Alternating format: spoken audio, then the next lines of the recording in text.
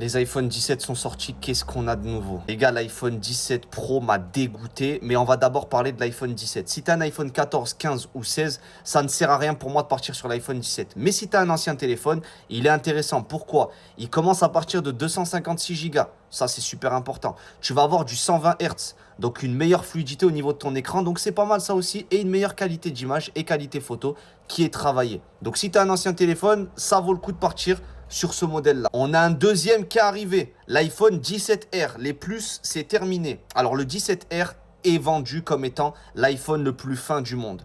Je vais vous dire une chose, il est magnifique, il est beau, mais les gars, un iPhone fin, un téléphone fin est égal batterie fine, est égal autonomie complètement flinguée. Donc personnellement, je te le déconseille. L'iPhone 16 Plus sera un meilleur choix pour toi si tu veux t'orienter vers quelque chose de récent et que tu voulais quelque chose de plus grand éventuellement. Les gars, le 17 Pro et 17 Pro Max, mais qu'est-ce que vous nous avez fait Apple?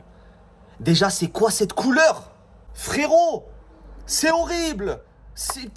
Pourquoi? Un téléphone qui est très vendu sur le côté design, voilà, on a un nouveau design, etc. On va retrouver de l'aluminium, chose qu'on n'avait pas vue depuis très longtemps. Mais l'ami, enfin, je veux dire, il n'y a pas grand-chose qui change. Le mec, il vient, il me dit 39 heures d'autonomie.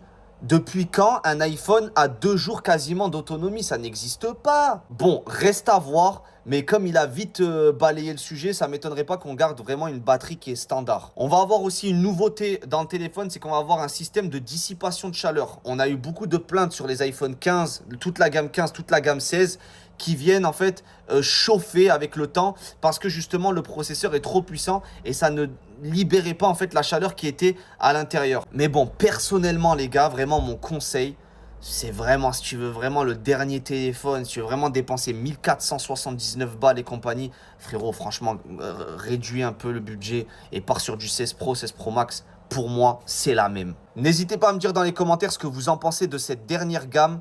On va voir si c'est intéressant ou pas. Et bien évidemment, n'hésite pas à t'abonner, les conseils, c'est gratuit. Allez, ciao!